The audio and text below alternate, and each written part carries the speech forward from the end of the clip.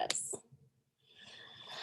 All right, so I am going to call to order our work session for the Greater Albany Public School Board on Wednesday, June 23rd at 7:06 p.m.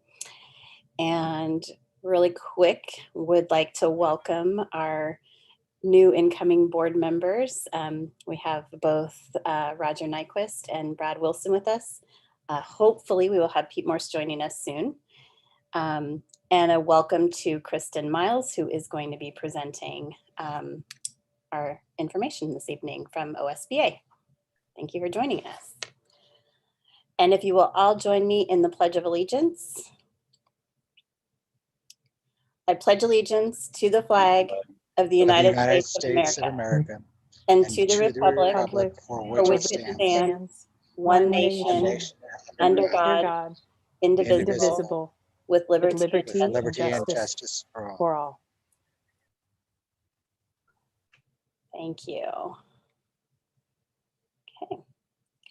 So, as I mentioned, we have Kristen Miles here to conduct some training from the OSBA, and I don't believe there's anything more I need to do, so I am just going to turn it over to Kristen.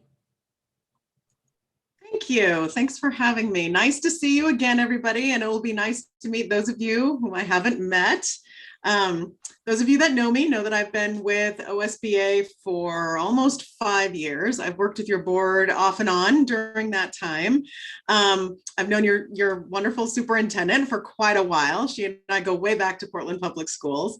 And my job is to go around the state and work with boards and support boards and help you learn your roles and responsibilities, help facilitate collaborative processes, make better boards. That's what OSBA is about.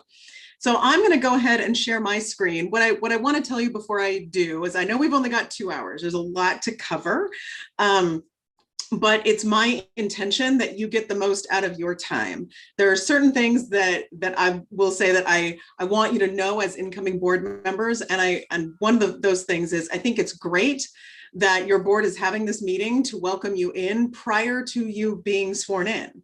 That's really good onboarding. Normally what we see is folks get sworn in and then sometime over the summer, there's a training or an onboarding. So it's great that you can start with this kind of information. It's also my intent that this be not just a sit and get, but it's my intent to facilitate. And so as we go through, if you have questions or scenarios, I encourage you to ask them as we go, and we can certainly, talk about your questions, your wonderings, whatever, as we go. It's not my intention to get through all my slides, but to get your questions answered. So I'm going to go ahead and share my screen. We'll get started. There we go. Okay. First thing I would love to do, I love how this is going to cast like a nice, gross blue film on me. But the first thing I would love to do, and I will just go in order of how I see you on my screen. I would love to hear why you're on the board and what excites you about this work, and also what gives you pause. And I always include the superintendent in this conversation too. So I'll be asking Melissa to join us. So let's just start. And like I said, I'll go the order I see. I'm going to start with Kim. As I was eating my dinner at the same time. That's why I did that. That's okay. So why am I on the board? I had a passion for the students, and I was a parent involved in what was going on in our kind of South Albany area of town, and was interested in helping in a volunteer capacity to better the education for all of our kids, and to look into some of the equity and things that we could address. I also was kind of recruited by Brent Belleville and a few folks back at the time, because I had been involved in some of the board meetings and asked questions and had a background that they were interested in potentially having. What excites me is I think that prior to COVID in particular, which has been a strange year, but prior to COVID, I think our district was making some very, very great headway. And we were seeing some great movement in our graduation rates, great movement in our education. We had a bond project that was going on and providing some wonderful facilities. And I think that just the overall direction, the equity work that we had in process was all very, very strong. What I have pause about right now, I'll be honest and frank, is there's been a lot of drama, honestly, within our district as it regards to COVID and how things have been handled over the last year. And it concerns me in how we will get people back on the right path working together, so that we can be doing things in the best interest of all of the kids in our district as our priority. So that's what I'm concerned with. Thank you. Mm-hmm. Justin. Hi, it's good to see you all. I'm on the board, first out as an educator for 20 years. I really care about the well-being of our kids and success of all of our students, making sure that they have every opportunity to be successful, and including their families, including our entire community. So that's why I put my name forward to be appointed to the board.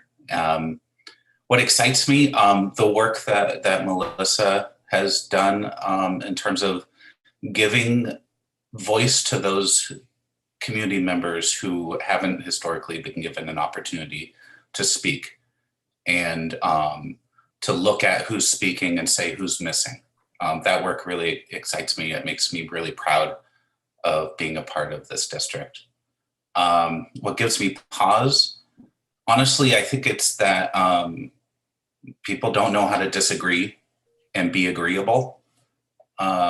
Certainly the current board, I've really enjoyed working with all of them, and we've been able to see things a little differently, but we've been able to move forward. Our community, I think, is struggling with that right now, that if they see us doing something they don't like, they think we're breaking the law, or they think that we're doing something unethical or illegal. And that's been really frustrating, and frankly, it hurts. So it's definitely given me pause, and has kind of given a sour taste in my mouth as I leave the board. Thank you. Eric. Good evening, ma'am. Thank you for hosting our class tonight. Appreciate it. Why did I join the board? Was for advocacy.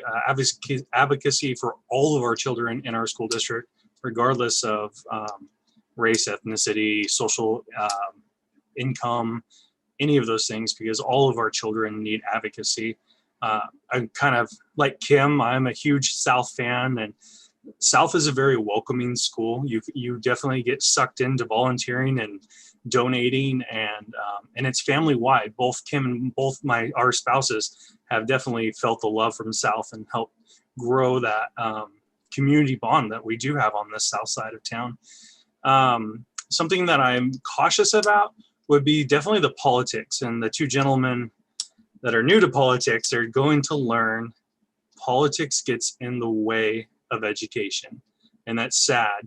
And the first time you kind of see it in a meeting, your stomach kind of drops of, do I do the right thing? Do I do the popular thing? You're darned if you do and darned if you don't. So unfortunately, politics gets in the way a lot of education, and we need to keep that on our front sight, is what is best for the children. So yeah, politics is my big pause. Thank you, ma'am. Thank you. Brad. Hi. Hi. Great to be here. Finally get a chance to talk to some of the board members. What brought me into the school board is basically I wanted to give something back to the community. My dad moved us here in 1972. We ran a business, graduated West Albany High School, married my wife in Albany. Both my children were born in Albany, went through the school system, graduated West Albany, and went to Oregon State. So huge deep roots here. Can't imagine being anywhere else really. And I just really wanted to give something back to the community, and I thought the school board would be a great place to start and see if I couldn't help get things organized and moving forward. What really excites me is I've learned little bits about the different programs. I'm very fascinated with the CTE program. I think there could be some major doors opened up working with corporate partners. I do a lot of hiring, hire a lot of people. And I know, and I talk to a lot of people who need employees desperately. And so if we can find a way to attach our graduating seniors with local businesses, we not only get to keep our local people here and employed, we also help businesses grow. And so I think that's just going to be a wonderful tool, and I can't wait to get started on that. What gives me a little bit of pause is there seems to be a lot of animosity between, I don't know if you'd call it the administration and the electorate. There's a lot of misunderstandings or clarifications that aren't getting made, or just some general distrust. And I'm hoping that we can increase our transparency, let our reasoning be known, so that we can get better buy-in from the community, so that we have a more cohesive group going forward. Thank you. Michael. Yes. Why am I on the board? My parents, growing up, were both high school teachers. So beyond my own education, I always kind of know what was going on with it. Not this district, a different district. But so I always had that in the back of my mind. And then I started here in Albany when my daughter started going to Keena. I attended school board meetings, and I just decided this would be a good way to volunteer my time in the community. My wife and I both volunteer in many different ways, and this was just one more. What really excites me, and it begins this year in a big way, is the expenditures related to the Student Success Act. We're going to cap kindergarten and first grade at 18 students, for example. And I could go down the whole list, but that program, that continued funding is going to do great things. I think it's going to do needed things I heard about when I ran for the board. What gives me pause, just jumping on what others have said, especially Justin, I'll take a little bit broader view. I see groups of parents who yell perhaps both at the board, but never see each other's point of view. And I see that as a big problem, and we're caught right in the middle of all that. So those are my whys. Thank you. Jennifer. Thanks, Kristen. Thanks for joining us again. Brad, Pete, and Roger, welcome literally on board. You're in for a great ride. Why am I on the board? Well, back in 2016, after the presidential election, I just felt really discouraged, not necessarily about the outcome, but about how that campaign season had created such divisiveness within our country. And I have neither the desire nor ability to make change at a national level. But I thought, I would like the opportunity to steal from our GAPS motto, to be a bridge builder, or to just be a positive influence in my community. And I didn't really have any idea of how to do that. I just had the desire. I was serving at the time as the chair of the GAPS budget committee.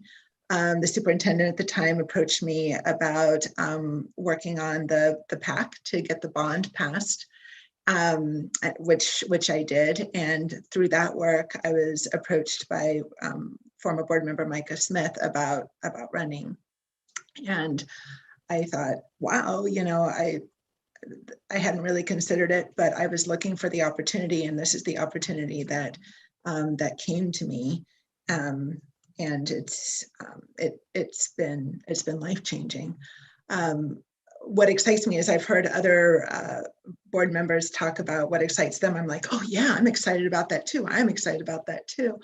I think the three things that excite me most about the 4 years that I've spent on the board, one, just the bond stuff, getting that bond passed with our voters and seeing it literally take shape. I'm especially excited about Oak Grove because that was not slated to be a rebuild, but we as a board made the decision to build it from scratch, and I'm so glad that we did that. So just seeing the bond projects come to fruition and what that means for our students in terms of fine arts, performance-based education, and the CTE that Brad mentioned. Let's see here. Excited about the equity and education policy that we passed earlier this year, and working with Michael on that and community members. I feel really excited about that and about the equity focus that we have sharpened overall. And there was one other thing. Oh, our strategic planning. That was a massive effort, and the feedback that staff were able to glean from our community was just an amazing effort. And we have so much information now about what our community wants and needs from us as a school district. And now being on the cusp of being able to put that into practice, I think is just really cool. And I can't wait to see how that goes. Ironically, what gives me pause about this work is the same thing that brought me into it. The divisiveness that I felt in our country has only grown over the last 4 years. And unfortunately, I feel like it's filtered down to our community, to this community that I love. And to be perfectly honest, I do feel disheartened and very sad that that in that way, I'm not leaving things better than I found them. Thank you. Pete.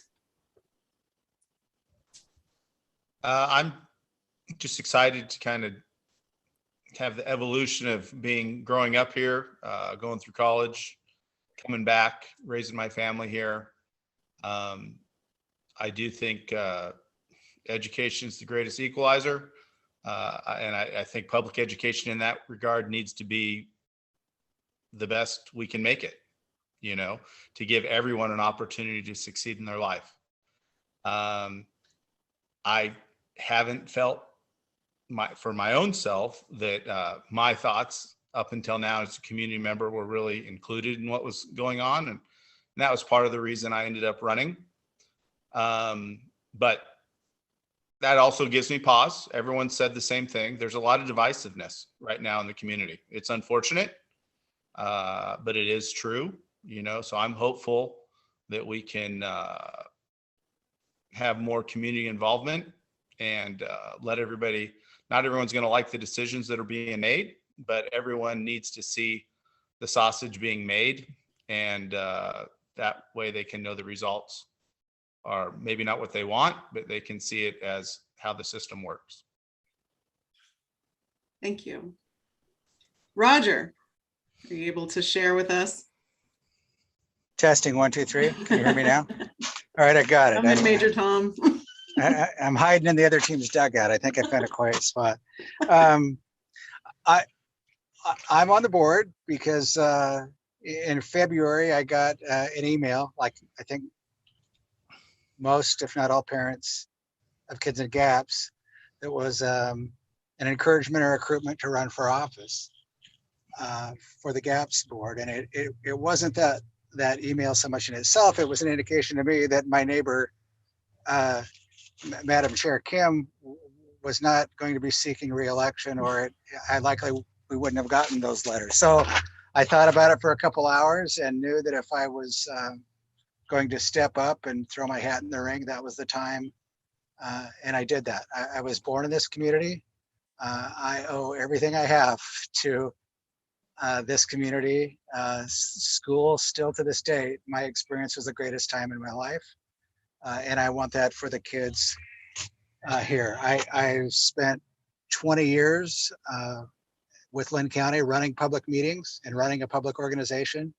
So I know a bit about that and just feel like I'm qualified to help. I hope that turns out to be true. What excites me the most is that parents are now more involved in their kids' education than they ever have been. They have an interest for multiple different reasons, but there have been times where what we were fighting was apathy and not as much attention to their kids' education and not as much attention to school. So that there's a great opportunity there, but we've got to have wide-ranging public conversations, and COVID and not being able to have public meetings in person, I think, has been a challenge for the board that I certainly wouldn't have wanted to have. My experience is that you get people in the same room, sitting at a table, talking to each other. Magical things can happen in the way of building consensus, and I'm hopeful that that happens. What I am most concerned about is where kids are in their education today, based on what's happened the last year and a half. When I see the legislature passing legislation that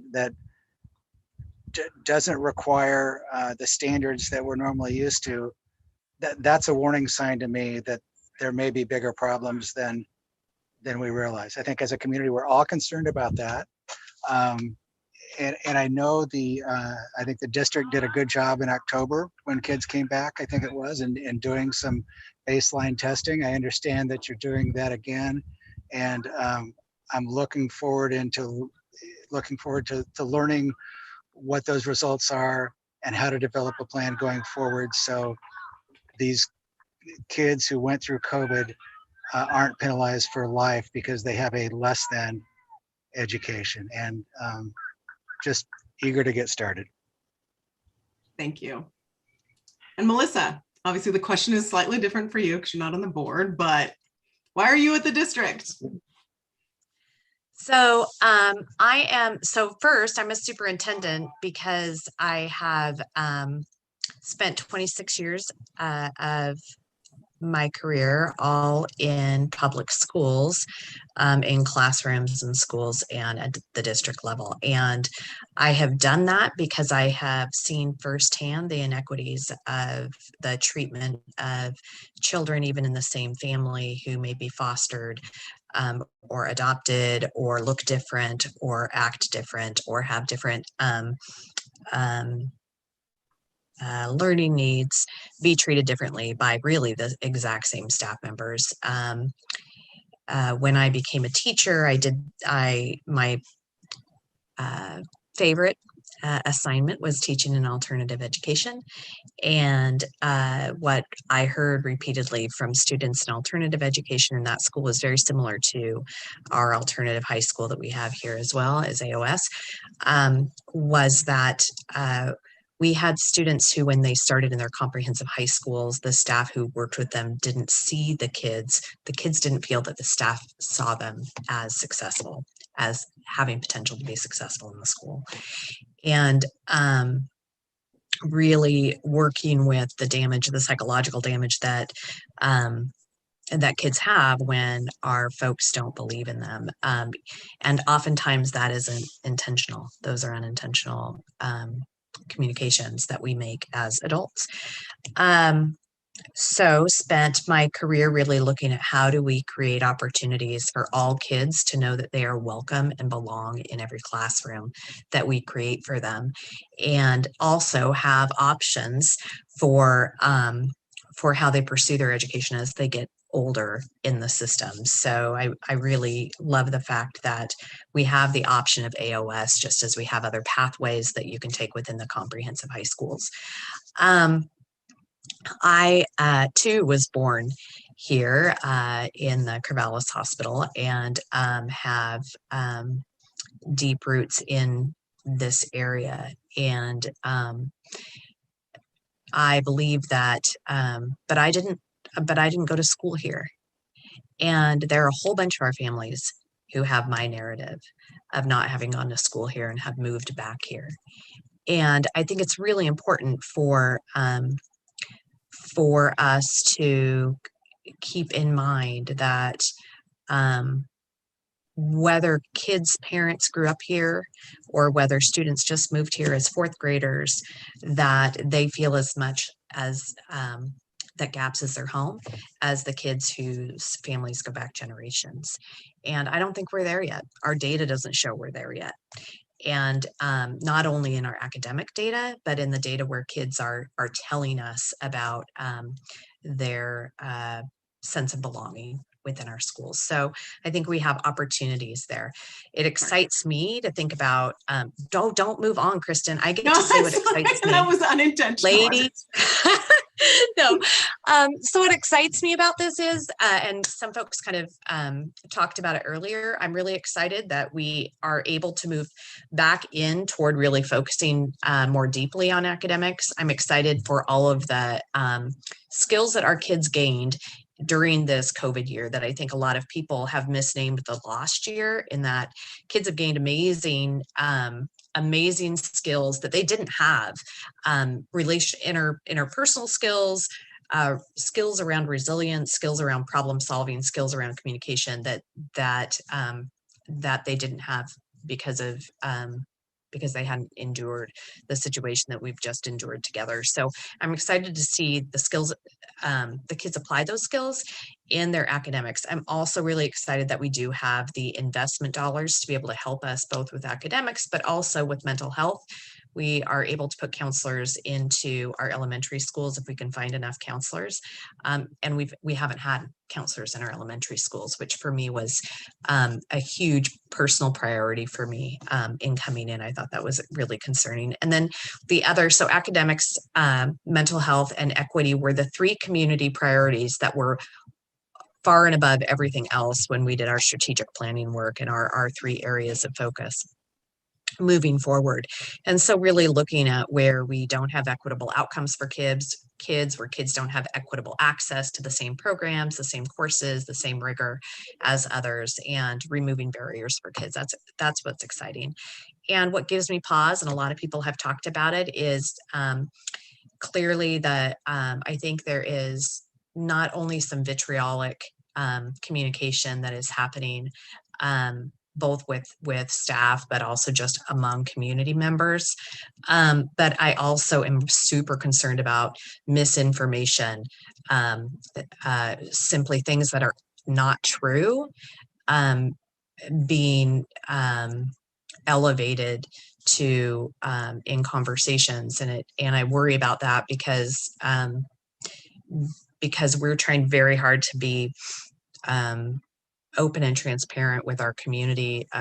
We reach, we reach 100 times the number of people that we reached before COVID. We reach them now through our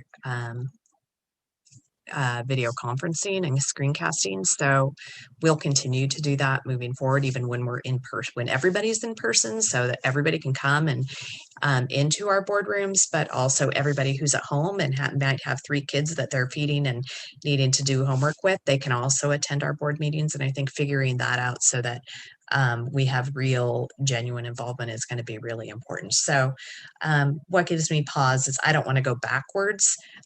We've gained a lot of learning from our experiences during COVID, and I'm excited to apply those. But I also really, as a leader of an organization of over 1,000 employees and with a responsibility for over 9,200 students and their families, I think that everybody who's on this call together needs to really model collaboration and kindness and respect as we communicate with each other and as we have discussions within the community with our parents, with our families regarding the work that we do together, because I think everybody on this call is here with the ultimate goal of students having greater success because of our involvement in this work.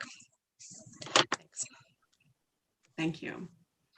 Thank you all for sharing your hopes, your rationale for being here, and your concerns.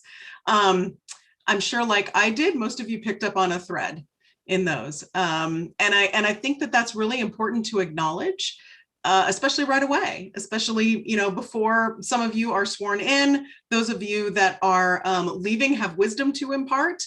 And those of you that are staying on have experience that you're going to carry forward. And this is sort of one snippet of stuff we're going to talk about. I would say that board culture and community engagement and healthy ways to do that involve collaboration is an ongoing process. So my advice to you, and I'm not like just pitching for my organization, but my advice to you and my belief, because I've seen it, is that board development is ongoing work. And whether that's that you do a book study and talk about it at board meetings, whether it is facilitation and training, whatever that means, that it is ongoing work. So I hope tonight is not a one and done for you. So thank you all. And I know that takes a little bit of time, but how often do boards get to sit and actually hear why each other are there? It's not often. All right, so what we're going to talk about tonight, I want you to know, and I always start this way, is not me making it up. So when we look at what successful boards do and how they interact, how they behave, there's applicable research behind this. And I'm not going to go through the whole body of research, even though I've read a lot of it. But most of the research on boards has taken place in the last 20 years. And this is just sort of a picture of some of those key pieces. But I want to start out with sort of a brief snapshot of what is the big picture? What are the board's main roles?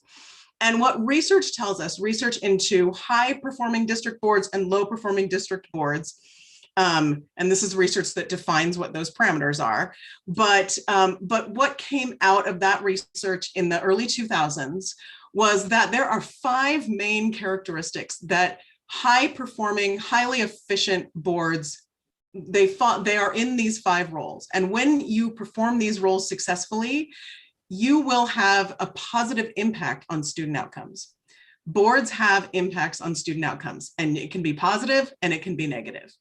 So what are these 5 big roles that when performed successfully have a measurable impact on student outcomes? One is that you learn as a board team and you function as a board team. And we're going to talk about individual board roles and responsibilities in a minute, but understanding that you function as a collective is a really important role. And it sounds very simple, but having worked with more than half of the boards in Oregon, I can say that sometimes it's hard to practice. And well, I'll get to that in a minute, but you can, and you are meant to have rigorous debate at the board table. If there only needed to be one perspective, you would only need one board member, right? So each of you come in with your various experiences and your various perspectives, and together you learn about the district, you learn about initiatives, you learn about your staff and your students. You do that together, and you are meant to have debate, and then you are meant to, whatever that decision is that the board makes, you're unified. And even if you didn't vote for it, if you disagree with it, the best role that you can play is not to undermine it out in the community, is to, I voted this way, the board chose another way, but I support the will of the board. So being this team and acting as a PLC, which is professional learning community, is a very important thing. The next one is to set clear expectations. And I always use this example. Those of you that have worked with me before have probably heard this. I'm telling it again. And I always say that one day the board that I'm talking about is going to figure out that I've told this story all over the state, but that's all right. They like me. So there's one board that I worked with to do some visioning work. And when I got there, I said, well, what have you got right now? And their vision was essentially, and I'm paraphrasing, but it was essentially, everybody has a good time. And I was like, okay, that's great, but what does it mean? How do you measure it? How will you know when everyone sufficiently had a good time to check that box? And what sort of measuring stick is that? So that's an example of a non-clear expectation. But when you do that work, and I think it was Jennifer that mentioned strategic planning, and that kind of work that sets high level expectations for your students, your staff, involvement with the community, that those be clear so that the superintendent knows what her job is to implement and work with her staff to do that. Because you are the governing body, you set those high level 30,000 foot vision or mini vision statements if you're doing strategic planning, and then your staff implements. So being as clear as possible so that everyone can articulate what your expectations are is also important. The next two are together. It's about support and accountability. So once you've set your clear expectations, then what can you as a board do to support those? A lot of times what that looks like is going to have to do with budget. It's going to have to do with policy. It's going to have to do with community relations and just the overall governance of the district. So if you've got, if student achievement is one of your pillars, which it most likely is, and beneath that, there's a specific goal that the superintendent has worked on, and she comes and says, all right, in order to meet this expectation and in order to help me meet this goal, I'm going to ask for in the budget X number of staff or a curriculum adoption or professional development funds or something that supports that goal. So to the extent of your abilities, then board, you're looking at your next actions in light of what you said you expected. And the next part is holding the system accountable. Then you can't hold something accountable without being willing to provide its support, and what you support, you should hold accountable. So, and what that looks like is monitoring. So if you've got a strategic plan, which it sounds like you do, or you're going through the process, then what kind of feedback are you getting on the progress about that strategic plan throughout the year? So the board does not get in there and do the daily details of things, but you should work to build into your calendar, here's what we're getting updates on with these kinds of data. And this is another area of collaboration. Collaborate with your superintendent to say, this is the kind of data that comes forth about this at this time of the year, and this is when we'll talk about it at board meetings.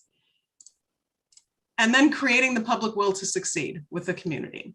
So, and this may be a focus for you this year, just given what I heard about there being some divisiveness in the community. What does it mean to have positive community engagement? And we're also going to talk a little bit about the one-on-one thing, because you as individual board members will get individual complaints from folks that want you to solve problems for them.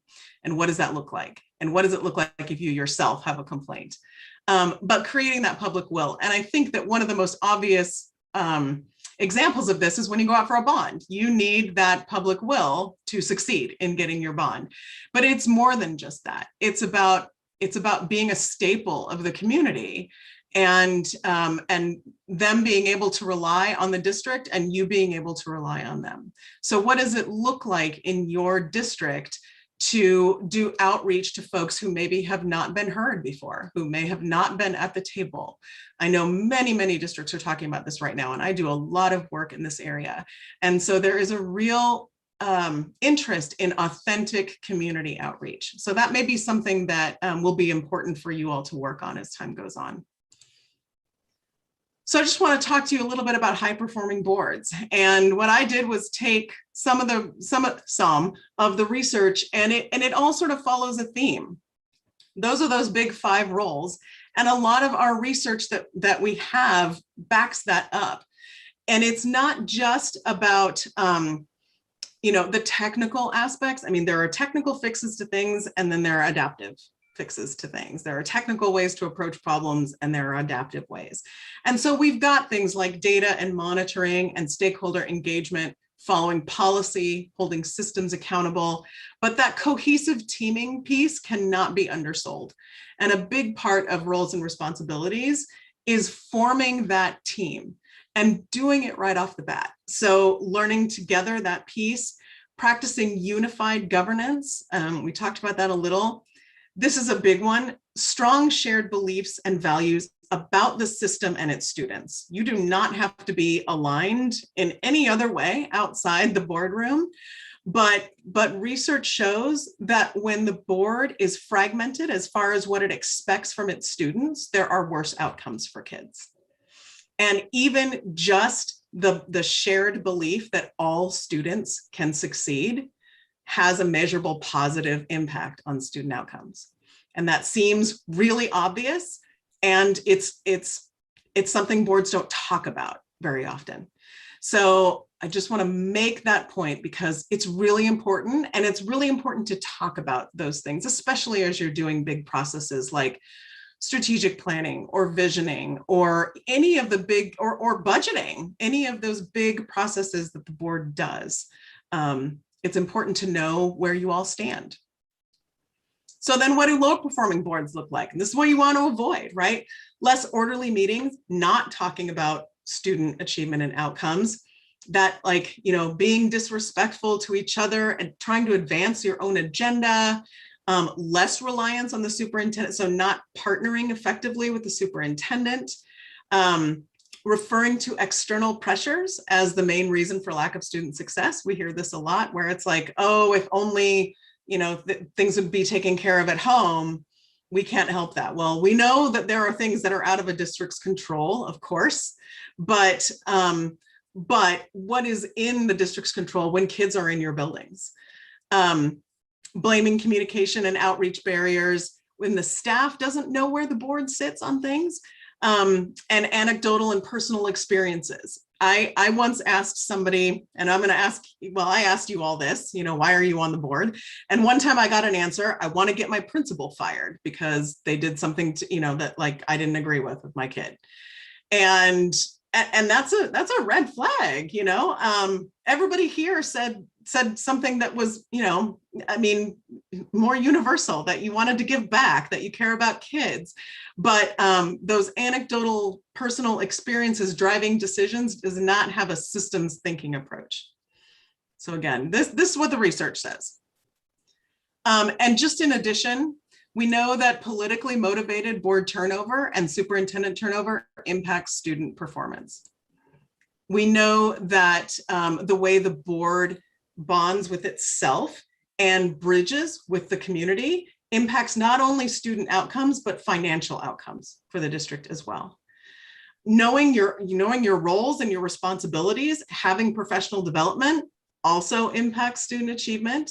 And then especially in urban areas, board conflict is negatively correlated with student performance. So you model the way as a board and you set the tone for your district. And so just know that the way you have a big job, and it's a high paying job too. I know, like every year I say like, oh, they doubled the board member salary this year. It's not that funny anymore. But you have like one of the most important volunteer jobs there is, in my opinion, having spent a career in education. But everything you do can impact your kids. And so it's important to know that. All right. Any questions on any of that so far? Okay. Seeing none. Let's talk about policy for a minute, because this is sort of a big area for boards. I mean, it's one of the biggest things that you do. You adopt policy, and policy is what governs the vast majority of anything anybody does. Policies set expectations, and I want to talk about the kinds of policies there are that will come to you. So there are required policies, which is when the law says you have to do a thing and you have to have a policy on it. And since you host policies with OSBA and we provide you policy updates, that's a lot of what you're going to get from us is, especially after a legislative session, we're going to incorporate all that legal language that changed into policies and send it to you. When it is bracketed, that's where you can make changes. When it's not, that's probably straight from statute or rule, and you can't make changes to that.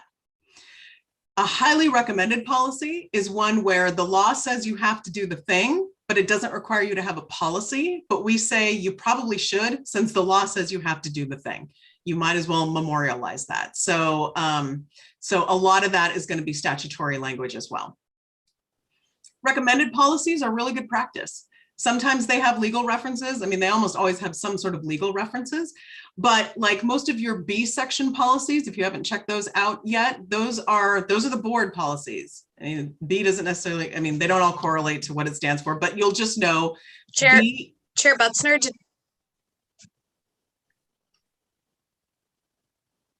Kristen? yes, Is she?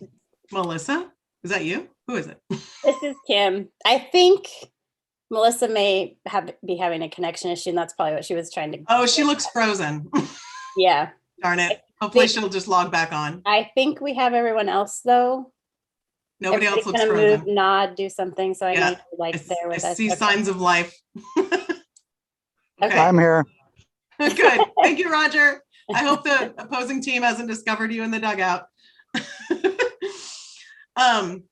Go ahead. So recommended policies are good practice. And there's more bracketed language in those. You can make those more district specific as you want to. And then finally, conditionally required policies are, if you do the thing, you have to have a policy. And so our main example of that is if you have a drone program, or if you run drones in your district, you have to have a policy on operating those and the safety and how those go. If you don't have drones, you don't have to have policy.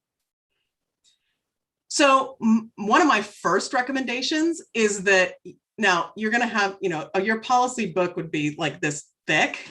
They're all hosted in a very easily accessible place that you can probably get to through your own website, or also just policy.osba.org. You'll be right there. And my suggestion though is to go through and read your B section policies first. It's not that long. They're all really interesting if you're a policy wonk like me. And they also describe how you govern. So it's good to know these things.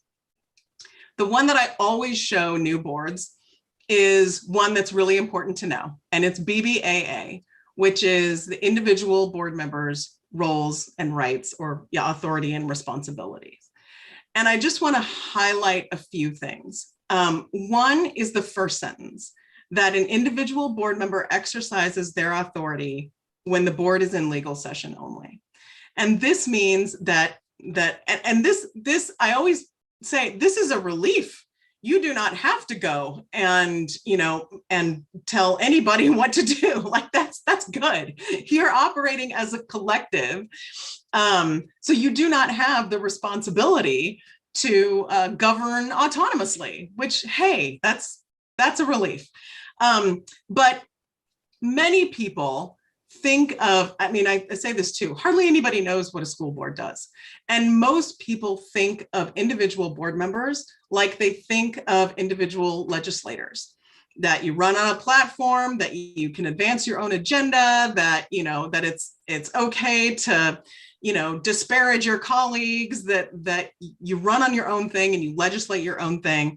And yes, you need other votes, but you operate very independently. And of course you can have your own opinions and you bring your thoughts to the board table, but it's not how it works on a board. And I'm sure our current board members can back that up. It's just not how it works. And so this policy restates the fact that that you're only working as a board when you're in session. And so it also says you can't tell, like, no individual can give direction to the superintendent. No individual can give direction to staff, which your policies also say you go through the superintendent, but it is only the board as a whole that can direct the superintendent. So there are times where a board member is delegated or is authorized by the whole board to go and act on behalf of the board or speak on behalf of the board. That takes action by the full board. And this policy says that. Another piece of this is that, of course, you have the right to express your personal opinions, but you have to declare them as your own and not representing the board. So there's those of you that have been in public service before know that there's a difference between your private life and your public life. And it's really important to separate those two when you're expressing your opinion, especially in a public forum. So I won't go through the details of all of this, but this guides you through, like, if you want information, how do you go about getting it? Obviously, no individual board members can go out and solicit a legal opinion, right? That's not within your power to do that on your own. We're going to talk in more detail about complaints because this does become a big deal for most boards that I know. Your relationship to administration. This talks about, visiting schools and, connecting with staff.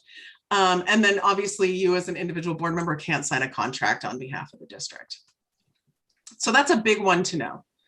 Any questions about this? Kristen, I just wanted to comment if I can. Of course. Because this is one that we've talked about as a sitting board throughout our time together. And while it is true that we only govern when we are as a body, especially in a smallish community like Albany, we are always seen as board members, whether we're in that capacity or not, whether we're at our, like Roger, whether we're at our children's game, just being a parent, we're walking with the neighbor, we're out to dinner or whatever, like that hat never gets taken off of our head. And so it really is important to, yes, we function as private citizens, but that line is so easily blurred. And even things that we say or we post or we participate in almost unavoidably bleed over into our position as a school board member and can impact how we are individually perceived as a school board member. It can impact our ability to be effective on the school board, and it can also impact the board's ability to be effective. Yes. So I just and I think we all learn it the hard way, right? Like we all have one or two slips kind of at the beginning when we're like, oh yeah, I forget. I probably shouldn't say that now. Bigger magnifying glass now, and it's just really important to keep in mind. I found. Thank you. Thank you. I also think, and I heard Kristen, you mentioned this earlier, but I don't know how much focus you put on it. But one of the things that we've really seen as a struggle is the relationship as an elected official for the school board is so very different from other elected official positions. And I think that continuing to have that discussion and that clarity is important because the perceptions that are out there of what an elected official's responsibility is to the public or to the people that voted them in or to one another and how they handle things. Like you said before, in most elected positions, you can easily kind of run on your own accord, right? In this particular situation, it's a full board, and there are definite legal laws and things that dictate kind of how you manage that, and I think that's important for people to understand too. Absolutely. And thank you, both of you, Kim and Jennifer, for mentioning that. And we're going to talk about social media in a little bit because this is a really hot topic on boards right now. How do I manage this? How do I separate my personal from my public life? And I will just echo what Jennifer said. Especially in smallish communities. Many board members have children in the schools. And so like, if you've got a problem with, and you may not, but just as an example, if you've got an issue that's come up with your child's teacher, how do you go in and address that without being seen as a board member? Really hard to do. And as Jennifer mentioned, like you can say, I'm here as a parent, but is that person ever going to really take off the hat? No. And it's something you just have to know is there. I once knew a superintendent who said, I've got a kid in my own schools. How do you think it works for me to go in and talk to my kid's teacher? So it's something that can't be changed, but has to be grappled with in some way. So it's good to just walk into your board service aware of that. Thank you both. The next one I want to focus on is complaints. And sooner or later, you will get an individual complaint from somebody who may be very glad that you ran for the board because now you can solve their issue. And if that hasn't happened to any sitting board members, then you got out lucky because it happens to most board members that I know. And because, you know, there's usually no ill intent behind this. Like I said, people don't know what a school board does, and they don't know what individual authority you have. And again, in this case, it's kind of a relief that you don't have to go around solving individual issues, that there is a process for that. And this is the process. So this is the key policy outside of the B section policies that is good to familiarize yourself with. This is the AR, the administrative regulation to this policy, which gives more details about how it's implemented. So you're not meant to read all of this, but the key things that I want to point out in this are that complaints are meant to be solved at their lowest level, and most of them are. There is, you know, boards do not hear endless complaints because they're solved before they get to you. So, you know, if a parent has an issue with their child's teacher, the first step would be to try and resolve it with that teacher. If that doesn't work, or the parent is not satisfied with that resolution, then your policy says that the complaint must become written at that point. And it first goes to the supervisor, and then the superintendent or designee, depending on how many layers of administration you have between superintendent and teacher. But there are timelines involved, that it must be written. So all along the way, if the parent, and I'm saying parent, but it could be any complaint, if the person is not satisfied with the resolution, then they can move it forward. You as a board are the last stop, not the first stop. And they, you know, this is kind of how it works too. I'm not an attorney at all, and none of this is legal advice, but you're more like an appellate body at the end of the day for most complaints. I'll talk about the ones that you're the main person, or you're the main body that gets submitted the complaint. But you're an appellate body, meaning that if a complaint has come up through the system and has come up through Melissa and it comes to you, what you're really looking at is, did our superintendent follow policy in making this decision? And if she did, then you're likely going to uphold her decision, even if you don't like it, because policy was followed in making the decision. If it wasn't, you're going to kick the process back to her and say, please follow policy in making this decision. She may come out with the same decision, but having followed policy. The times when complaints come directly to you as a board are when they're about the board or when they're about the superintendent. And then this policy gives some, you know, specifications about how those are processed. There are some cases where you can use executive session, other cases that you can't, kind of thing.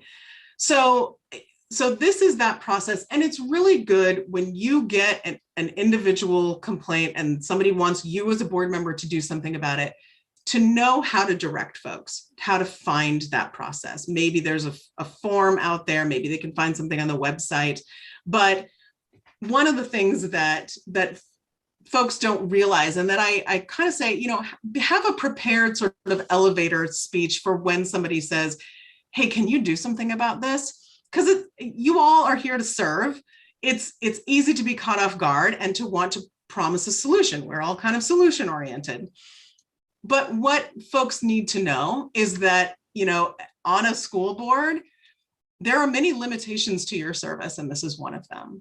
That if they really want your voice involved in the process, then you will need to wait to see if it gets to you as a board, because if you do your own investigating or get too involved in something, you will likely have a conflict of interest at some point and have to recuse yourself from any discussion that the board may have later because you've become too involved and biased. So if they really want your voice in it, then you need to play the role of a board member.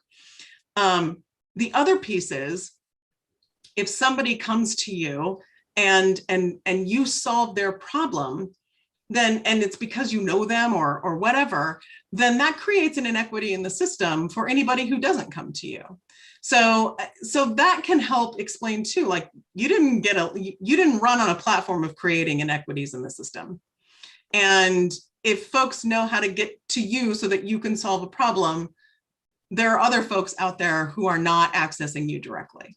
So that may be, I mean, just try to think of something to say. I mean, for you sitting board members, has there ever been a time where you have been approached by somebody wanting you to solve their problem? Yes. So it's good to know how to respond in that arena. Any questions about this? This usually provokes some discussion. I would say not only have we experienced individuals coming to us, we have groups of people that will come to us. They band together about an issue and bring it to one of the board members. And that's one of those things too. You still have to send that group through the appropriate channel and appropriate steps. And that can be hard to do sometimes because like you mentioned, we're all solvers and we want to help and we want to give answers and we want to provide information. But again, you also don't want to speak on behalf of the entire board or not know, all the information. And it's really hard. There's always been this topic of conversation of transparency too. And that's always hard because, you want to be transparent, but it's hard to do that right up front when these people are asking for certain pieces of information you think you might have an answer for. But is it appropriate for you to provide that answer, or is it appropriate for you to kick it to the superintendent, let her provide the answer, or to the district office or to the principal or whatever is appropriate? Mm-hmm. And I think that's some of the stuff we've been experiencing a lot more lately. And I think truly because we just have so much more engagement. Like I forget who mentioned it, but like we have so much more involvement from our families and community members over the last year and a half. And we are seeing more group conversations and more group agendas and that kind of stuff. And I think that's something that you still have to process the same way as an individual coming to you. And that's hard to do when you've got a group coming to you for something. And so that's just something else I think we've seen a lot, especially recently. I also see that Director Aganaga has his hand raised in Board Book. Hi, Kristen. Are you emailing these slides out to us after your presentation? I certainly can, yes. Will you also include, you said, that canned elevator reply. Would you mind putting like a version of that in there for us? I do not mind at all. Thank you, ma'am. Write this down because if I don't write it down, it won't get done. And complete. Thank you. And I don't have Board Book open, but I should. Can I just add to what Kim said? Of course. I'm sorry, Eric, did you have more? No, go ahead. Oh, you mean Kim? Sorry. So I just wanted to add, like you talked about what may not be appropriate for us to share. I would just add that especially where personnel things are involved, it may not be legal for us to share. And so that those areas where confidentiality applies, and you will have many of those, they have to be protected. And this can be hard. This can be a hard area. Jennifer, I'm glad you brought that up because this is a tough area for boards sometimes because there's going to be more personnel information that you don't have because it's in protected personnel files. And so you can't always know what's going on with a particular individual because there are legal constraints around that. And there are HR laws that protect that information. And until and unless something rises through the system to come to you, like if somebody's terminated and they appeal that, then you're going to know. But there's a lot of HR information that you're not going to be able to see. And that's the law part. And I will tell you, I don't have it in front of me, it's in my office, but there are times where boards have gotten overly involved in personnel decisions that are below the superintendent. I mean, we always say you have one employee, and that's the superintendent. Superintendent employs and is responsible for employing everybody else. And there are times where individual board members have been sued because they've gotten too involved in seeking to demote or promote somebody based on whatever, and they have lost. And they, you know, there's one case that I always mention or bring with me, but I only have it in hard copy, which is unheard of these days. And I think it was in Kentucky, and the judge said, "Stay in your lane, board. You don't do HR." And each of those board members got fined. And so, you know, there are implications to doing more than your position allows, really. And don't you think, Kristen, a really hard piece, you know, a difficult piece with that is sometimes the district and the administration won't have the ability to share some of those confidential personnel issues, but the individuals themselves will. Right. And they will be upset about something, and they'll be frustrated about something, and they will share their side of the story. And you only get one side of the story then, right? Because the other side can't legally share that information with you. And it puts you in a really, really bad situation if you're trying to help or have conversations with that individual. It's just not appropriate. Right. And that is a really challenging place to be, because those are the people you will hear from. Right. The ones that have an issue going on or have more going on than what you're aware of. And you have to be able to trust you know, that your superintendent has done appropriately by law, by what their process is. And then hopefully it, you know, doesn't rise to you, but then when it does, or if it does, is when you can address those things. But I think people in the community, and even people, it's hard for them to understand that, because they see this and they think, well, the board should know that what's going on. How come they're not responding? How come they're not doing well? Because we don't and can't have all of that information. So that's another hard piece of this, is just that the other people tend to share their side of the story. Right. And I mean, how many times, you know, do you read in the paper about, like, you know, somebody is upset with their employer, they go to the paper goes to the employer, and the employer says, "We can't talk about this," you know? And I mean, that happens all the time, and for a reason, because legally they can't talk about it. So, and it doesn't mean they wouldn't want to set it straight. They would love to set it straight, but they can't. Right. So, yeah, that's important to know. We dealt with this a lot when COVID was new, and boards really wanted to know who in the schools has it. Like, if there's quarantine, where did that come from? Like, who has it? And we were like, you can't know. Like, you know, unless somebody wants to tell you, like, you can't know. So, and that can be hard. I mean, that's a learning curve piece. So thank you. All right.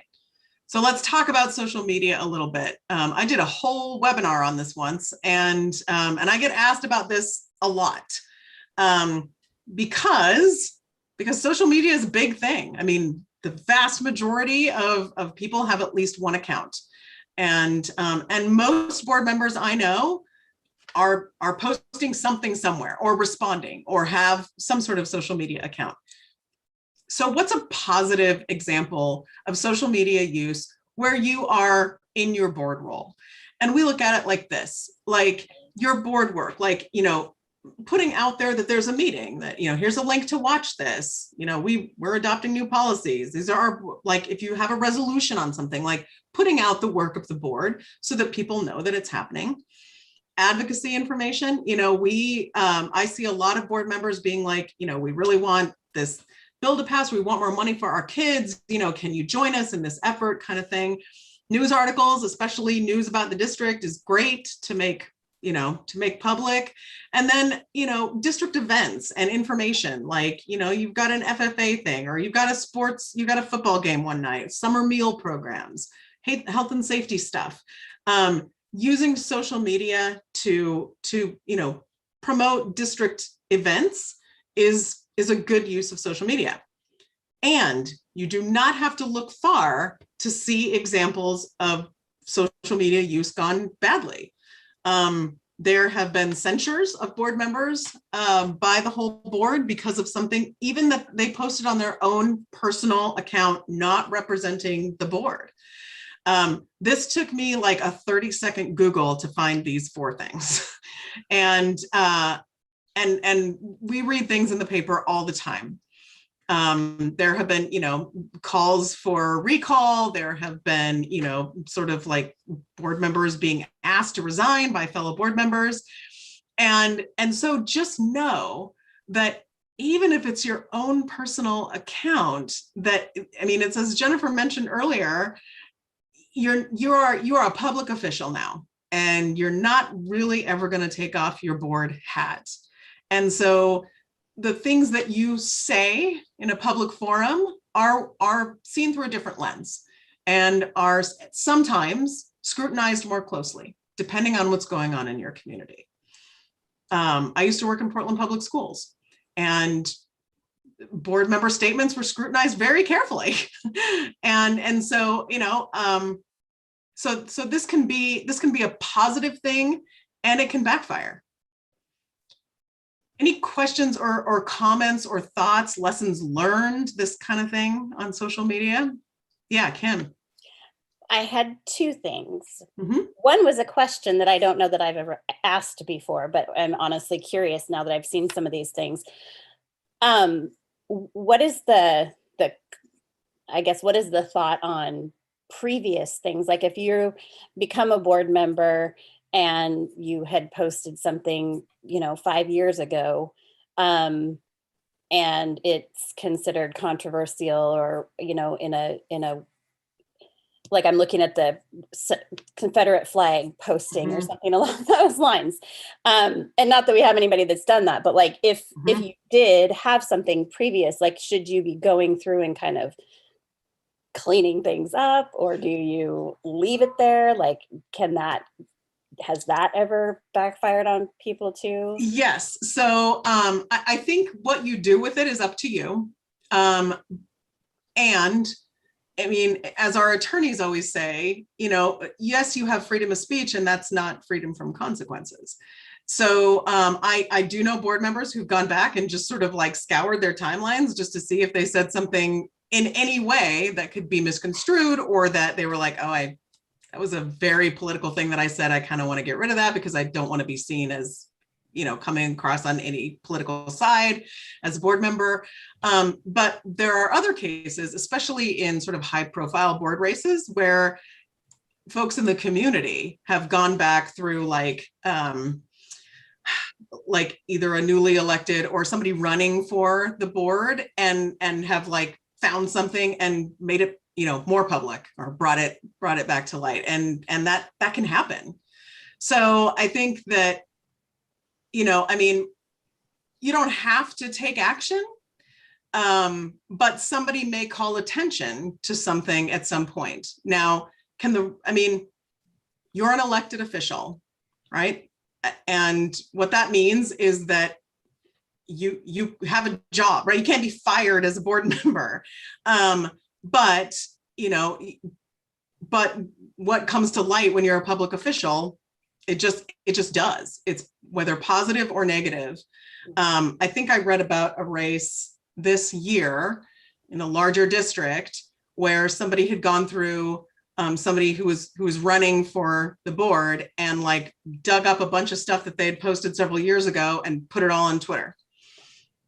And it was there, like it wasn't that like this person didn't post it, and it was still publicly available. So, like that happens. But you have your freedom of speech. It's just not freedom of consequences, which correct. Like you said earlier, right? Yes, you as a person have freedom of speech, and it is not guaranteed freedom from consequences. Right. Yes. The other thing is, on your previous screen, you had advocacy, I think it was, and like as a positive use. And I can see that, but I had a question about if you're advocating for things that are something the board as a whole is trying to push through as an agenda item, or they're trying to like get information out there about a certain thing and advocating for something, I can see that.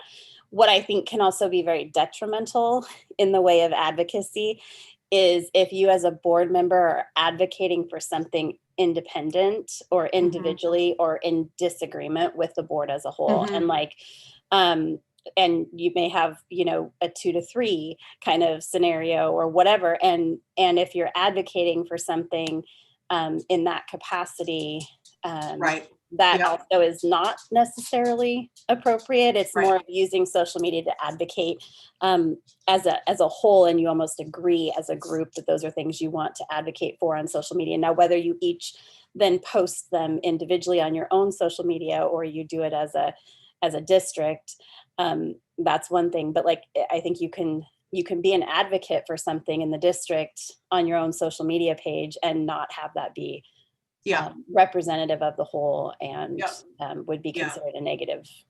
That's a good distinction. And I think, thank you for pointing that out. I think when I use the term advocacy, and maybe I will, you know, go back and sort of maybe define this better, I think of like, right, you know, before the session came to its close, for the legislative session came to a close, we had a lot of board members going and advocating for student funding, for just like state funding for students, and coming in at a 9.6 number instead of a 9.3, advocating for the students in Oregon. And, or, you know, big sweeping change, you know, in like for all kids kind of way. And so that's what I meant by advocacy, but that also, that's a pretty broad term. So thank you for clarifying that too, because I've seen examples of that other piece where board members have, you know, maybe connected with a group of folks who are very, you know, anti something that the board has already approved. And that board member has taken to social media to really go against and undermine the board's decision that they were part of. So thank you for clarifying that. Yeah. So I just want to touch a little bit on public meeting law, because there's a lot we could talk about, and it's all very boring and it's very dry. And if you want to know a lot more about public meeting law, which is kind of good to know, we have webinars out there that you can watch. In fact, we've got a whole series of webinars on our website that are like, if you want to know more about executive session, we got a whole thing on that. We have a whole thing on Oregon ethics laws. We have a whole thing. We've got everything. But I wanted to just touch on some of these things because this can also be a steep learning curve. Knowing that in your board capacity, everything that you put in writing now is a public record. Whether or not it can be disclosed is another question.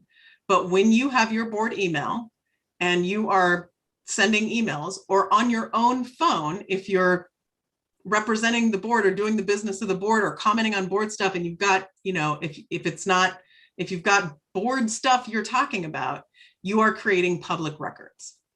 Again, whether they're disclosable is a matter for somebody higher than me, but as an employee of Portland Public Schools, I got a lot of records requests because we were always getting records requests, right? So you can get records requests at any time. So know that about everything that you put in writing. But public meeting law then is another piece, because you don't want to accidentally violate public meeting law. So when there are 3 or more of you talking about board stuff, that should be a public meeting. Right? If you've got a quorum of board members that are talking about, now if there are 3 of you that are friends or know each other in a different capacity outside the board, you can talk about anything you want. The minute you start talking about district or board stuff, then you're creating a public meeting. And if you haven't posted that and given notice of it, it's an illegal public meeting. Part of that is, and that's sort of well, I'll get to that in a minute, but social media can be an accidental way of creating a public meeting, as can be text and email. So like, let's say everybody's on Facebook and one of you has gone to see a school play and just post like, loved the play last night, this was great. And another one of you comments, too bad we're gonna have to cut the theater program next year. And a third one says like, hey, I have some ideas how we can amend the budget so we don't have to. You've just created a serial meeting because you're talking about district business on social media. And that's not always super intuitive. It's like, well, we put it in a public place and nobody was making any decisions, but the rule isn't about decisions, it's about decisions or deliberation. So anytime you're discussing district business, you have to be really careful about where you do that and how you do it. Most people are aware that you can create serial meetings by email, right? Like if one of you emails another one for some thoughts on something that's coming up on an agenda, but then that one then forwards it to somebody else, wants their thoughts too, that's a serial meeting where you're deliberating in order. And again, that can violate public meeting law. The other one is once you gavel out of a meeting, you're done. It's easier on Zoom because you can just disconnect. But I used to see all the time boards gavel out and continue to talk. Or like they walk each other out to the car and they're continuing discussion. It's like, nope, gavel out, go home. So, and that can be a perception thing also. Even if you're not talking about anything about the board, if there's contention between you and your community and there are 3 board members sort of standing around talking, like there's just a perception there too. So just, you got to be cautious. And the final piece of that is, can you versus should you? So I get asked all the time, well, can one other board member and I like toss around ideas and have a conversation about like what we should do? Yes, you're not violating public meeting law, you can, but should you? If there is something important enough that 2 of you really want each other's thoughts on it, it should probably be on the board agenda and all of you should have an opportunity to discuss it. So, you know, there's the letter of the law and there's the spirit of the law. And definitely the spirit of the law is the business of the board should be taken care of at the board table and that the public gets to hear your discussion about it in any case except executive session, which I'm not going to go all the way through because we don't have time for that, but happy to take questions about that or you know, direct you to our webinar about it. Any questions or comments on this stuff? This can be tricky. Lessons learned, thoughts? Eric? I would just be really careful on like text messages. If the superintendent texts us, like don't reply. If you have questions, reply only to her. Yes. That's a big slip up. Thank you. Most folks are familiar with the email one, but every time I say, you know, text applies too, and you don't have a district phone number, you know, this is all your personal stuff. They're like, oh, right, text too. And that can be harder because most people do text now. Well, a lot of people do text now instead of email.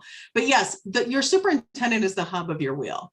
She can go out and poll any of you for how you feel about something. And you can have all the substantive conversations you want with her. She's not an elected official. So it's between you as a board that those limitations apply. The last thing that I want to leave you with is I think you had one question from Director Roach. Oh, I'm sorry. That's okay.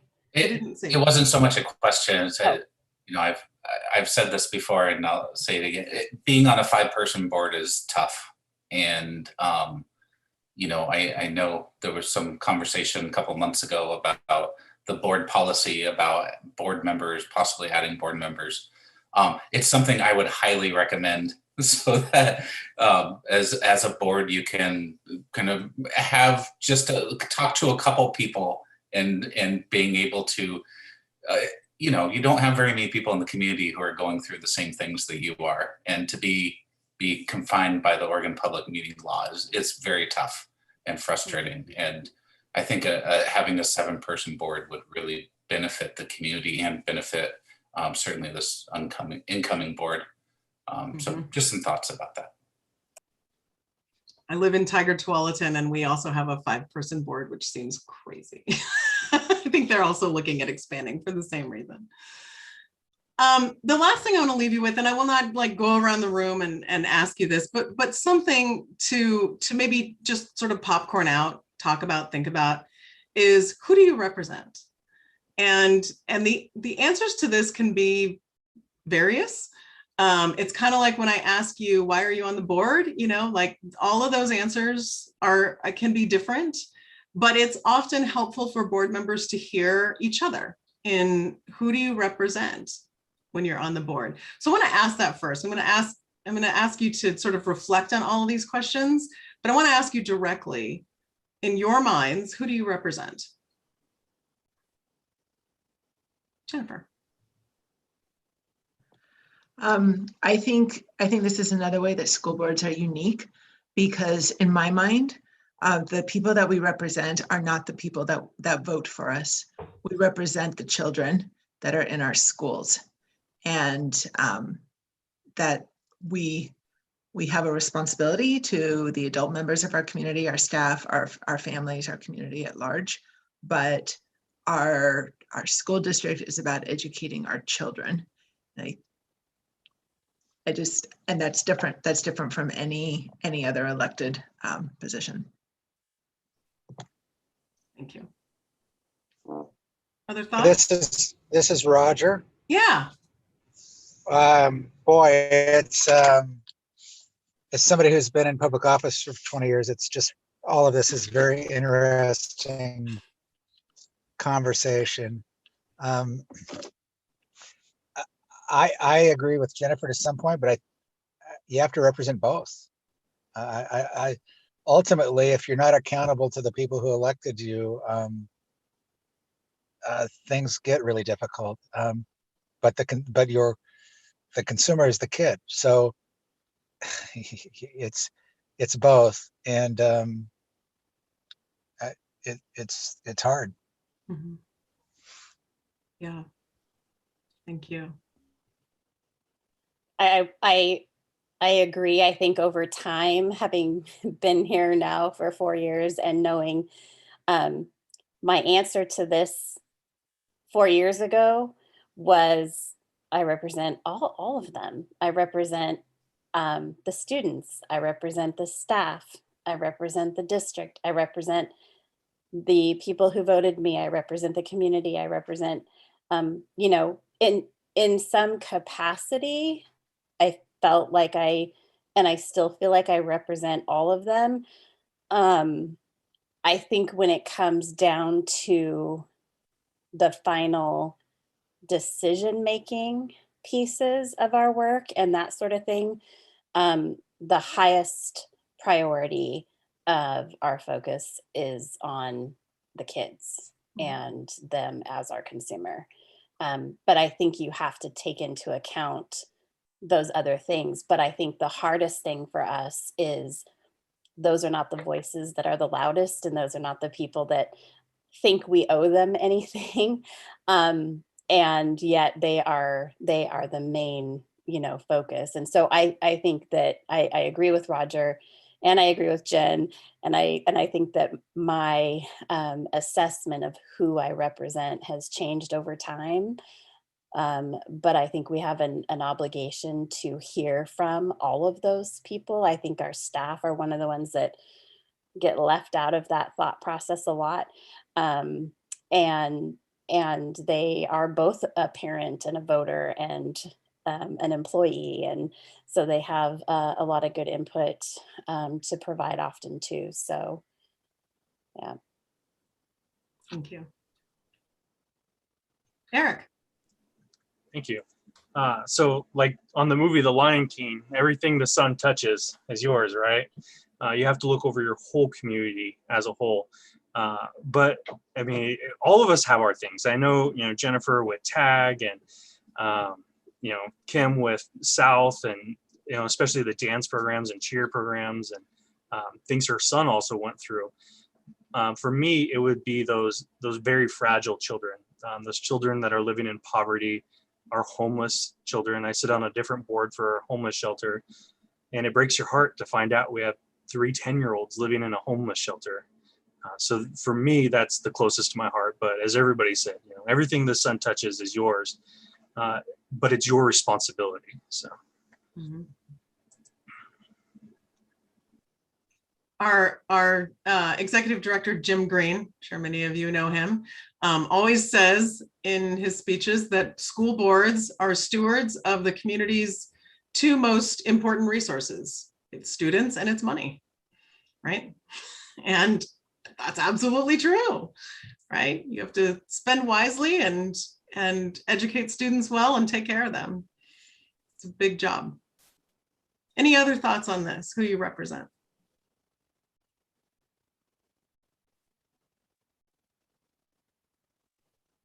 Justin. Yeah, I think it's been really articulated well by my fellow board members. But it's funny that people I think that we serve the most are 99% of them can't vote for us, which is a really interesting dynamic. We should lower the voting age, first of all. But secondly, I think to me, I believe we represent the students, number one, but I think we have a responsibility to find those voices who didn't have the opportunity to speak up and who haven't had the opportunity or the platform to have their voices heard. And to me, that's what our number one role as a public servant. Thank you. I can't see everyone, so if somebody else has a hand up, just pop on in.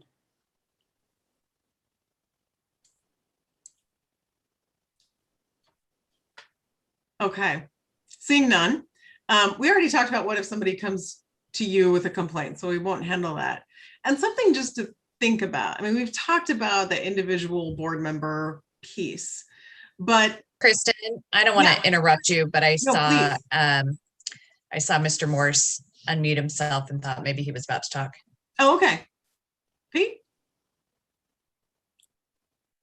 Sure. I liked a lot of the answers out there, and I think all of them were partly true. I mean, I think we represent the community, but our product and who we're accountable to should be the students, and giving them all opportunity to set their life on a proper course. Now, their parents, as we know, are always involved with that, and that can be good and bad. But really, I do agree that our biggest accountability is to give our children the best opportunity for success. Thank you. Great. Please feel free to speak up. I don't always notice when somebody unmutes themselves, so interrupt me if I don't call on you.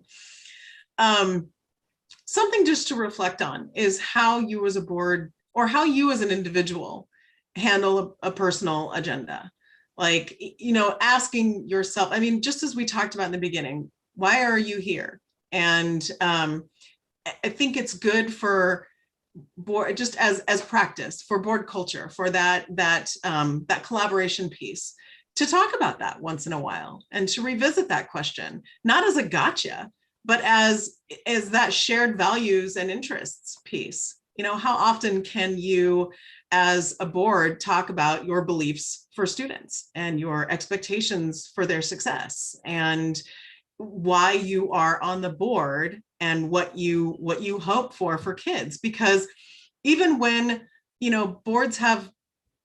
board members have big differences, either politically or personal beliefs or whatever, if you can come to common ground on one thing, and that is that you want success for all your kids, again, you're going to impact students in a positive way. So just something to look for.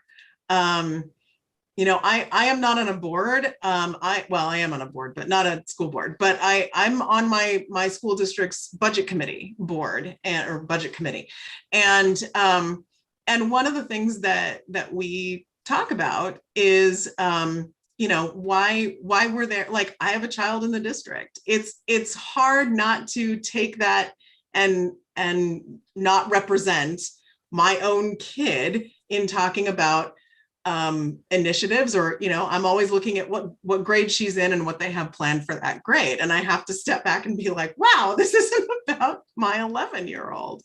I think we all have to do that to a certain extent, and so I think just sort of monitoring yourself for like, okay, wait, is this anecdotal or is this my own personal interest? Because there are ways to address that, but the collective board is not always that place. So I just think that, asking yourself the question, how do we handle that if something like that comes up? How do I handle that in myself? How do I handle it if I see that I feel like it's really coming up for somebody else?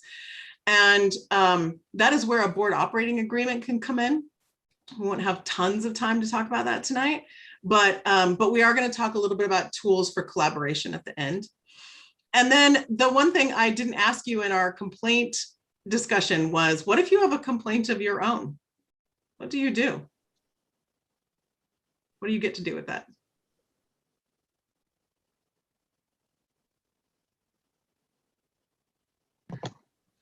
Board chair. What if, maybe? I would have said it follows the same process. If I have a complaint, it's the lowest level. I should take my complaint to the teacher or to the principal, and it should follow the same. I'm no different than anyone else, unless my complaint is about the superintendent or my complaint is about the board. Mhm. Then those things go to the board. That would have been my expectation. Yeah, you get to follow the same process as everybody else. And that's where you sort of have to wear the one hat and not the other one, right? You're a community member and you may or may not be a relative or represent a student at school. But if you've got an issue with something that's going on in the district, you get to go through that same process. Justin. I would just say, particularly for our new board members coming on, that my hope would be that if you are coming on with some issue that you feel really strongly about, that you take some time and learn how the district works, learn the relationships, the process, and then find out, and that may change your perspective on the issue that you feel strongly about. So that's just something that I would hope for, because there's a lot of learning that goes into this work. I worked with the district for 11 years, and it's a completely different role as a board member. I had thoughts along the same lines, Justin, about I like to think, I hope that I have been both humble and teachable, because when you sit in the board seat, you get this perspective that you don't have unless you're on the board. And I've come to realize that, oh, there are reasons that, to use Eric's example, which was right on, that we don't fund tag at the level that I would like to fund tag. Like there are constraints.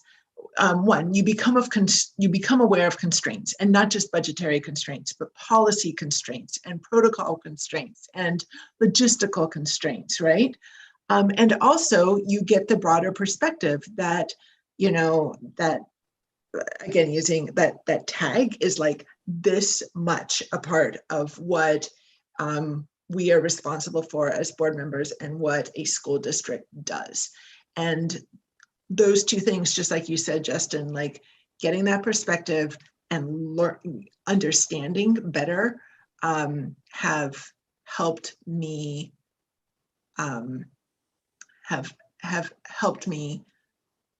understand. Well, it's helped me understand a lot of things, but maybe help me kind of put a box around what is personally important to me. I also think that all of the things are important. That's the other thing, is we have a lot of these little things like this, tag, other stuff, and they're all important, and they're all important to someone. And so it's also about finding how you work within those constraints to do as much as you can for each of those little pieces, and they're all important. But the other thing is, I think all of us have experienced this, those of us especially that have kids in the school system, where we have been part of making decisions that are definitely not in the best interest of our own child. And we've had discussions with our kids about them. They don't like what we're doing. They do not understand why we're doing, and they want this. And we know it would be better for them if that was the case. But we also know it may not be the best for the majority, or there are other constraints and things that are tying into it. And we've all had to make those decisions, where I would have told you there were many decisions I went into with a preconceived notion of what I thought how I would respond and how I would vote, until I was given all the information and really looked into things. And then all of a sudden it was like, oh yeah, that really might not be in the best interest. But I do think we can do a better job, and I would hope that the new board coming in can do this too. We had started a process of better communication, and we didn't have a communications director. We had nothing, and we didn't do anything on social media to point out the positive things and give answers to the things that we could. And we started doing that a couple of years ago. We put some effort into that, and there's still a long way to go with that to make it better and perfect. And so I do think that there's opportunities there for sharing of more information, so that we aren't the only ones on the board that know the reasons behind the decisions that are being made. Again, that's only for the things that you can share, and there's a lot of things you can't share, or timing of sharing can be a challenge sometimes. But in the long run, I think it is important, and that's a hard piece to add when you're trying to do so much work. So it does take a concerted effort, and it's a very important effort. And, you know, we haven't done it perfectly, but we've also made a lot of progress from where we were 4 years ago, to be honest. And so I would love to see that continue. And I think that's also really important as everyone moves forward. Thank you. Okay. Lastly, I wanted to talk about moving forward. What are some of the tools that you can use to collaborate with each other and the superintendent? And again, these are technical in nature, but they can also be adaptive in that they often bring about conversations that are more important than the tool that you end up with or the document that you end up with. So the first is a board operating agreement, and I believe you have one. Yes. It's good to revisit that annually, but it's always good to revisit when you've got new board members coming on. It is first of all, like, here's where we are and here's what we have agreed to. And it's good to, put it up for like revision. What are the priorities this year? And this is why I suggest that boards look at this every year, because there are some years where some things may be priorities and others are not. And so that operating agreement really defines how you expect yourselves to interact with each other and how you expect, it often talks about preparation for board meetings and timeliness and things like that, but also how you act in the boardroom. We treat each other with respect even when we disagree. We agree that we're going to, trust our colleagues and support the will of the board, even when our vote doesn't win the day. We're going to work together. We're going to respect, the public meeting law and executive session. We're going to keep things confidential when we have to. Those kinds of things.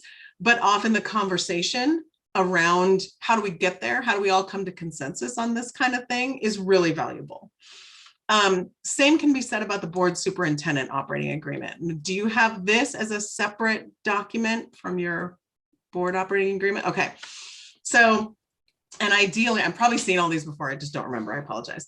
Part of this is, what are the prioritized things that you expect of your superintendent that are not just in her job description, but what are the prioritized things that she expects of you as a board too?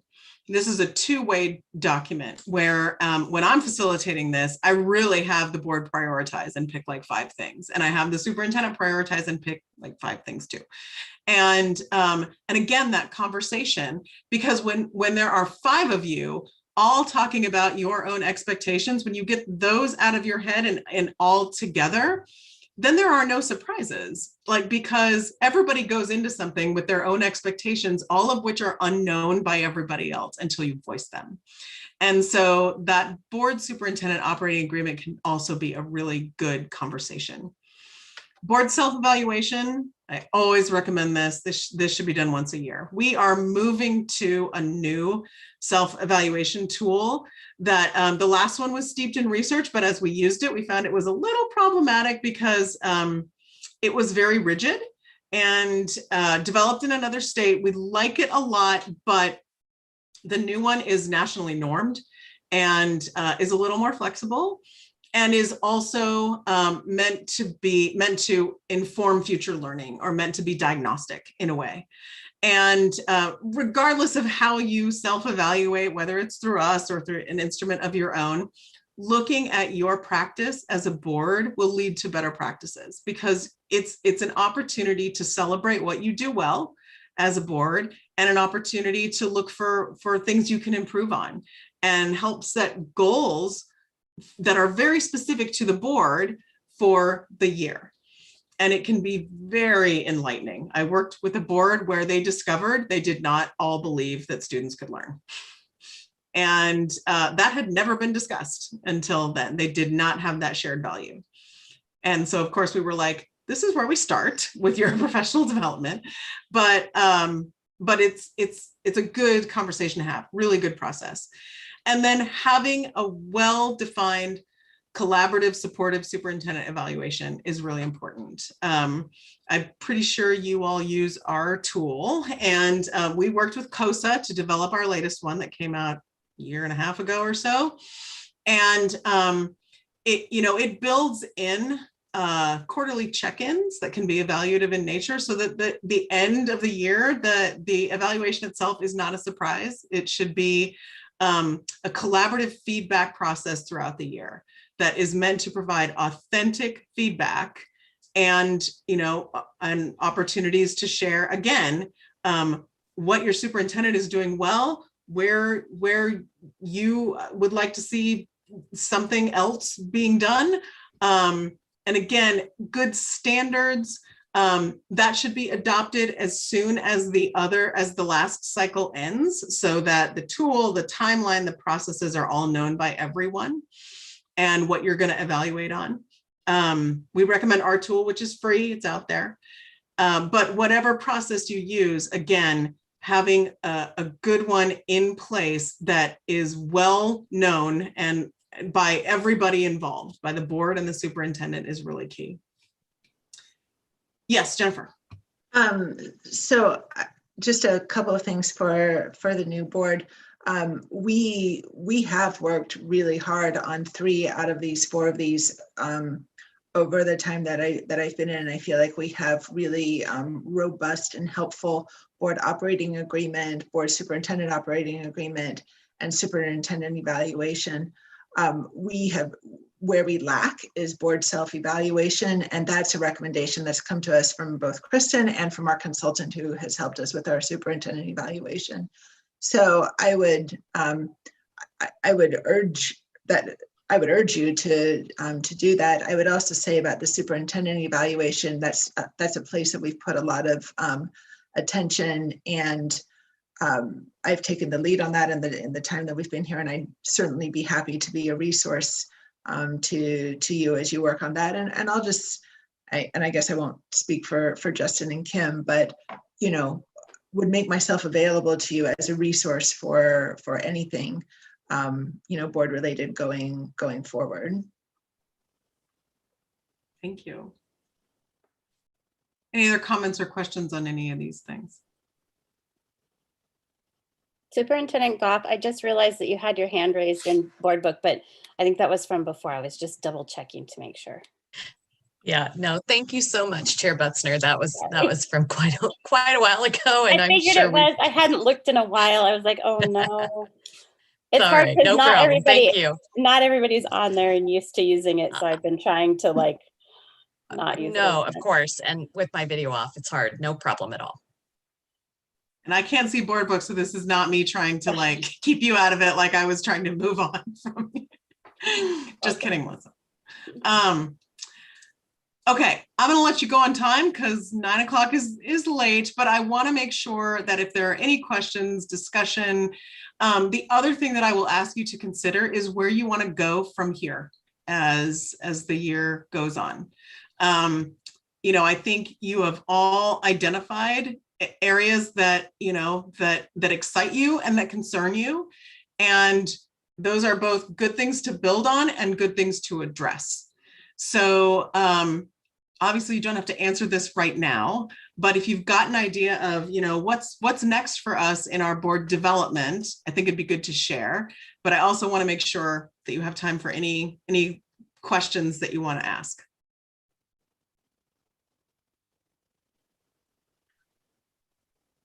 I Brad. just like, yeah, I just like to say it's unfortunate that it's taken so long for us to get some of this feedback. I picked up a lot of great information. We haven't been invited to any of the meetings. One of my frustrations is it seems like we're cherry picking a little bit which policies we're going to follow and which ones we're going to kind of not pay attention to. It's been challenging, and I'm looking forward to getting some more information. I'm looking forward to being able to attend our first board meeting 2 days before we become board members. So that part I'm looking forward to. That's my only main concern, is that we just have not been getting a lot of interaction time with the board members to try to learn the processes that go on. So we're going to be starting from almost zero. And like I say, it's just, this is our first formal group discussion where we could actually entertain any conversation at all. That's it. Yeah, and I will say, like I said at the beginning, this doesn't often happen where there is a training or an opportunity for new board members to participate in prior to July 1st. Like, I mean, our busiest season is late July, August, September, because that's generally when boards call us. So it's great that you got to do this tonight before you get sworn in. And yeah, so I'm glad you're all here and that this got put together. I think that's a little bit of a head start. I do, just to provide some history, Brad, also. When most of us as board members had been elected in the past, this particular district did not have an onboarding process at all. So 2 years ago, Jennifer and I engaged in developing even a little bit of an onboarding process, and had a lot of discussions about the fact that we needed to be able to provide certain pieces of information and what would be the most appropriate and how could we incorporate all of that. And so I think what Kristen is saying is true. This is not the norm. It's typically done after people are sworn in. And what you see in our board policy about doing that in advance of was us taking that action. You'll note, though, that we didn't put timeframes associated with it as far as when those things should occur. And part of the reason for that was that the year end and kind of that time frame that we deal with when the electeds are elected to the time at the end of a year, there's always a lot of work that we also have to finish up and do. And so a lot of the things that are going on that have already been going on are kind of in that process. And while I don't discount, and I completely understand, and we've heard it from all of you, that that you would have liked to have been engaged and had more information, we've done our best to try to provide as much onboarding as we feel like is appropriate, but most of us got none over time, and we didn't have any of it until we were on board. And so this has also been a bit of a tough year, obviously.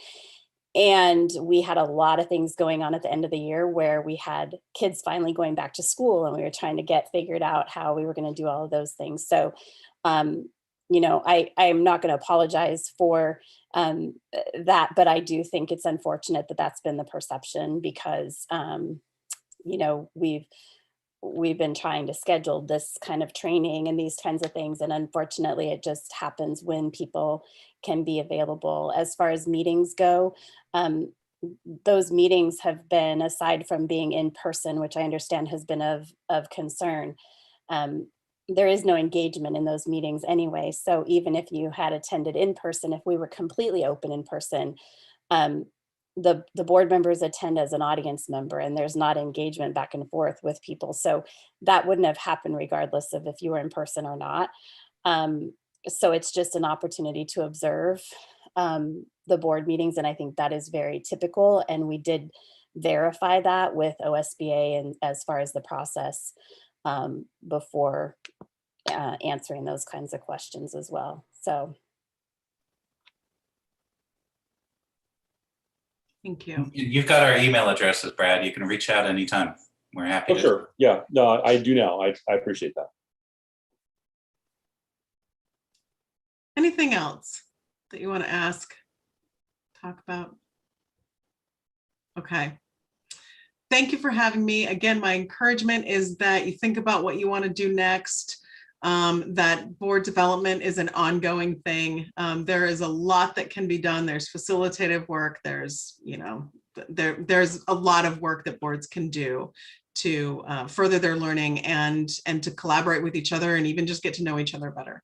So don't hesitate to reach out if you have questions. Any board member can call me at any time or email me. I'm on the website, pretty easily found. And thank you. I love working with you all. Good to see you all and meet those of you that are new. Have a good night. Okay, thanks for everyone joining us. I'm going to go ahead and adjourn our meeting at 9:01 p.m. and we will see you all soon, I'm sure. Thank you, everybody. This has been helpful. Thanks, everyone.